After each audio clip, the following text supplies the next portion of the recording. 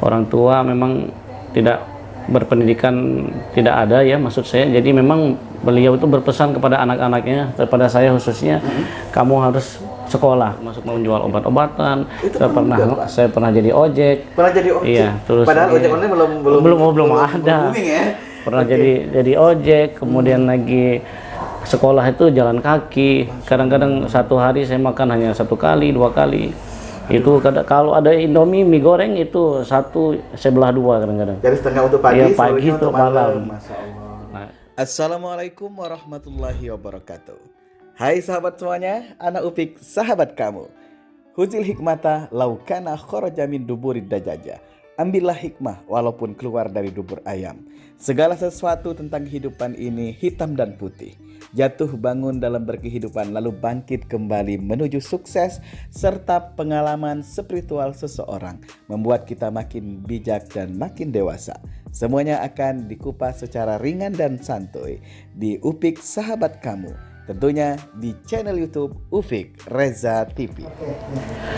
Oke, assalamualaikum warahmatullahi wabarakatuh. Senang sekali hari ini Upik kembali hadir menjumpai teman-teman semuanya di Ufik Reza TV, tentunya dalam acara Upik Sahabat Kamu. Nah, seperti biasa kita akan bertamu ataupun orang bertamu ke tempat kita, tapi hari ini saya bertamu di tempat orang yang luar biasa, masih muda, umurnya belum 36 tahun. Tetapi dia sudah punya aset yang ratusan miliar insya Allah ya. Tentu penasaran teman-teman semuanya. Kita langsung saja sapa tamu kita kali ini, seorang sosok yang luar biasa, Bapak Deddy Suparman ST. Assalamualaikum Pak Deddy. Waalaikumsalam Pak Ustaz. Sehat ya? Alhamdulillah. Sehat hari ini. Kalau lihat Pak Deddy itu setiap ketemu tuh transfer aura positif terus sepertinya Pak ya. Masya Allah. Memang seperti itu tiap hari Pak ya? Iya betul. Alhamdulillah memang setiap hari harus menularkan energi positif yang baik tentunya ya. Benar, supaya pikiran kita positif dan hari itu hasilnya insya Allah positif. Amin ya robbal alamin. Ya. Ngomong-ngomong Pak Deddy, ngantor tuh jam berapa biasanya datang setiap hari di kantor? Saya insya Allah setiap hari itu tergantung ya, tapi rata-rata saya di sini jam 10 pagi udah di kantor, kadang rata-rata sampai malam. Dan saya tuh pernah datang ke sini jadi kantor travel tapi sudah kayak Indomaret ya. Masa.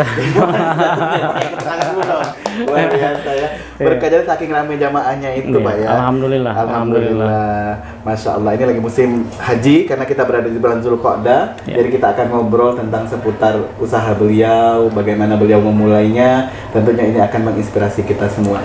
Ngomong-ngomong tentang travel, itu mulainya tahun berapa Pak? Jadi saya itu memulai travel itu dulu dari keadaan memang otodidak ya, otodidak. Iya. Tidak ada background, bukan tidak ada background, tidak ada background dan tidak meneruskan punya keluarga atau orang tua, tidak ada. Dulu dari 2000 saya memulai merintisnya itu dari 2007. 7 itu memang memulai dengan belajar ya, belajar tanpa sengaja itu juga. Gimana ceritanya itu? Jadi dulu saya itu kan dari sekolah memang udah mencari biaya hidup buat kuliah sendiri dari sekolah ya. Jadi dulu tamat SMP saya merantau dari Belitang, desa saya. Dari Belitang, Oku Timur ya, Oku Timur, sekolah ke Palembang SMA. Jadi dari SMA itulah orang tua memang tidak berpendidikan, tidak ada ya maksud saya. Jadi memang beliau itu berpesan kepada anak-anaknya, kepada saya khususnya, kamu harus sekolah. Jadi kamu harus lebih hidupnya daripada orang tua kamu. Jadi akhirnya saya disekolahkan ke Palembang. Waktu itu saya sekolah di SMK 4 Negeri 4 STM 2 Lebong Siarang. Jurusan apa tuh? Teknik mesin. Teknik mesin. Teknik mesin produksi ya. Nah jadi dari situ memang karena saya berpikir bahwa harus bertahan hidup di Palembang dengan keterbatasan ekonomi keluarga, sehingga memaksa diri berpikir bagaimana cara supaya biaya sekolah itu bisa tercover. Jadi berbagai macam saya udah lewatkan, sehingga pada saat itu dari STM itu sekolah SMA saya udah menjual apapun, termasuk menjual obat-obatan. Saya pernah jadi ojek. Pernah jadi ojek. Iya, terus padahal ojek online belum ada. Booming, ya? Pernah jadi ojek, kemudian lagi sekolah itu jalan kaki. Kadang-kadang satu hari saya makan hanya 1 kali, 2 kali. Itu kalau ada Indomie mie goreng itu satu saya belah 2 kadang-kadang. Dari setengah untuk pagi, ya, pagi untuk malam. Masya Allah. Nah, dari situ memang merasa bahwa saya kemudian dapat PMDK berprestasi dari STM, SMK 4 tempat saya sekolah, masuk ke Universitas Negeri Sriwijaya. Unsri. PMDK ya. Jalurnya teknik juga diambil. Teknik mesin kebetulan. Teknik mesin, jadi saya alhamdulillah waktu itu satu-satunya siswa yang mendapat PMDK satu angkatan di Universitas Sriwijaya. Masya Allah, tangan dulu dong. Tahun berapa Pak? 2004, jadi saya angkatan 2004. 2004. Nah masa itu karena saya PMDK, kebetulan juga saya diterima karena ada penyaluran dari SMK itu masuk ke perusahaan dan diterima di satu perusahaan di waktu itu Dexa Medica ya di Lemabang. Itu perusahaan apa tuh, kesehatan? Obat ya, obat-obatan. Makanya tadi habis dari ada jualan obat tadi ya. Karena Dexa Medica obat itu saya dulu ikut multi level marketing ya namanya. Ya. Jadi jualan apapun itu yang penting bisa bertahan, SPP kebayar, bisa makan. Kalau malam hari subuh sebelum pergi sekolah saya ngojek dulu supaya bisa buat beli makanan pagi-pagi. Pergi pulang sekolah. Ini true story ya, beneran? Iya asli. Memang karena itulah perjalanan hidup saya itu pedih ya sampai dengan kalau dulu orang sekolah punya fasilitas motor, mobil, saya jalan kaki. Masya Allah. Jadi kalau dulu prakteknya BLPT itu di angkatan 66 dari Lebong Siarang jalan kaki hampir seminggu 2-3 kali panas-panas jalan kaki hanya untuk menghemat karena tidak ada biaya ojek dan transportasi ya bus. Nah jadi itu yang membuat saya waktu itu berpikir bahwa memang saya dari SD alhamdulillah selalu peringkat 1 juara kelas, juara umum bukan juara kelas. Jadi peringkat 1, peringkat 2 tidak pernah. Jadi bahkan saya itu belum pernah juara 1 kelas, tapi saya juara 1 umum. Dari kelas 1, kelas 2 sampai masuk ke STM, saya dapat PMDK di Universitas Sriwijaya, satu-satunya yang dapat PMDK negeri. Dan juga diterima di perusahaan tadi. Jadi kuliah sudah beasiswa, terus juga sambil ini kerja pula di ya, cuman itulah yang ekonomi memang terbatas, tapi Allah titipkan saya waktu itu lumayan jadi anak yang pintar. IQ-nya saya, Pak ya. Cuman saya berpikir bahwa kalau saya begini terus rasa bukan bosan jadi orang pintar, tidak, maksudnya saya mesti punya cara bagaimana supaya hidup tidak tergantung dan berminta-minta kepada orang tua. Makanya dari STM dulu, dari SMA saya memang udah mencari penghidupan sendiri, merantau ke Palembang ini memang sebatang kara. Jadi saya ngekos di Lebong Siarang itu seperti yang saya ceritakan tadi. Masuk ke Universitas Sriwijaya, pada saat itu PMDK saya masih kerja. Saya harus putuskan, kata orang tua, kamu kuliah dulu lah, nanti kerja. Akhirnya saya putuskan kerja, saya masuk kuliah.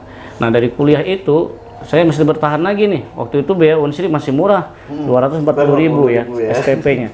Jadi rebutan bus di Cinde itu kan setiap pagi. Cuman saya ngalamin Pak soal itu Pak. Ngalamin ya. Kita kayaknya beda-beda tipis deh. Nah, prestasinya aja yang Bapak lebih ini. Nah, jadi pada saat itu saya kenal usaha ini pertamanya dulu ada di SKS mata kuliahnya namanya kuliah kerja lapangan KKL ya, satu SKS. Di semester lagi gitu ya. Di semester 4. Namun dari semester 1 saya tetap menjual marketing obat untuk bertahan hidup lah, bertahan sekolah, buat ongkos, buat makan. Nah dari kuliah kerja lapangan itu karena ada SKS yang harus saya ambil, sehingga saya berpikir bahwa ini kan harus bayar. Maksudnya pergi waktu itu diputuskan KKL-nya ke Jakarta Bandung selama 7 hari. Selama 7 hari. Tahun 2006 ya. 2006. Jadi saya masuk 2004, semester 4 2006. Itu ya. Semester 4. Nah, setelah itu saya berpikir mustahil ini harus bayar uang dari mana. Maksudnya itu KKL-nya ada biaya dan saya tidak ada uang. Jadi supaya saya bisa dapat keringanan dan tidak bayar, sehingga saya mengajukan diri jadi panitia lah. Yang ngurusin. Jadi teman-teman jadi IO-nya. Jadi teman-teman dulu kan sekolah kuliah bawa mobil. Mereka pengen terima beres ya, gitu ya. Jadi akhirnya saya jadi panitia, singkat cerita jadi panitia pencari transportasi, mencari bus dan lain sebagainya. Keliling saya di Palembang ini, jumpalah saya satu PO waktu itu. Saya dikasih kemudahan pada saat itu sama pimpinan PO yang di Palembang ini, busnya dari Bandung pada saat itu.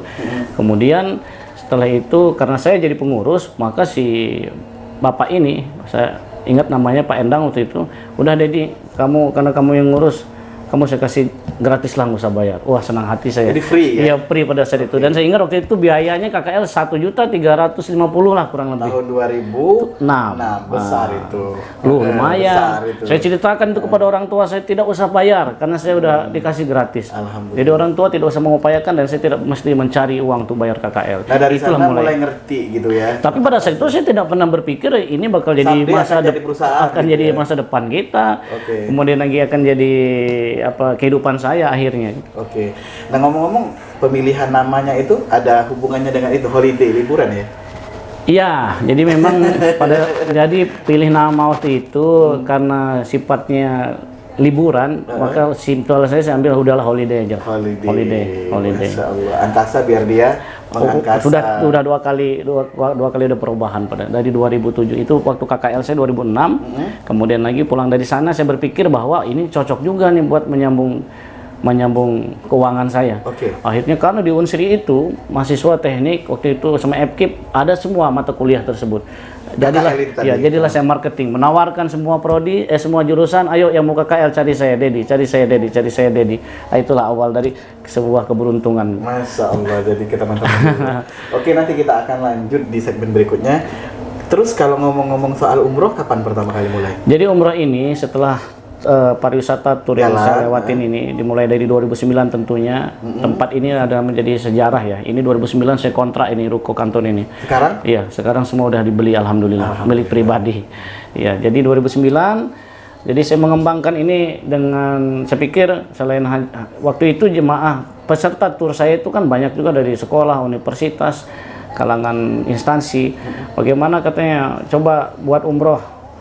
Mereka pengen melakukan perjalanan ibadah umroh. Jadi saya termotivasi dari dari semua peserta tur. Dari situ saya termotivasi, alangkah baiknya bila saya mendirikan PPU ya, penyelenggara perjalanan ibadah umroh. Maka dari 2017 saya merintis itu. 2017 saya merintis, kemudian lagi PPU Sotor Sumatera ini terbit di 2018. Nah, jadi mulai 2017 PPU-nya diterbitkan oleh Kementerian Agama 2018. Oke, Pak Dedi tahan dulu. Nanti kita akan lebih dalam ngobrol soal umroh karena salah satu yang sangat menggoda dari holiday ini adalah harganya loh. Harganya itu tidak terlalu mahal, tetapi masanya yang berangkat itu ribuan. Bahkan mereka sudah terkenal salah satu travel yang suka charter pesawat sendiri langsung dari Palembang ke Madinah. Tentunya teman-teman akan terus menyaksikan kami di obrolan di season 2 tetap di channel YouTube Ufik Reza TV. Assalamualaikum warahmatullahi wabarakatuh. Hai sahabat semuanya, Ana Ufik sahabat kamu. Huzil hikmata laukana kharaja min duburid dajaja. Ambillah hikmah walaupun keluar dari dubur ayam. Segala sesuatu tentang kehidupan ini hitam dan putih. Jatuh bangun dalam berkehidupan lalu bangkit kembali menuju sukses serta pengalaman spiritual seseorang membuat kita makin bijak dan makin dewasa. Semuanya akan dikupas secara ringan dan santuy di Ufik Sahabat Kamu. Tentunya di channel YouTube Ufik Reza TV.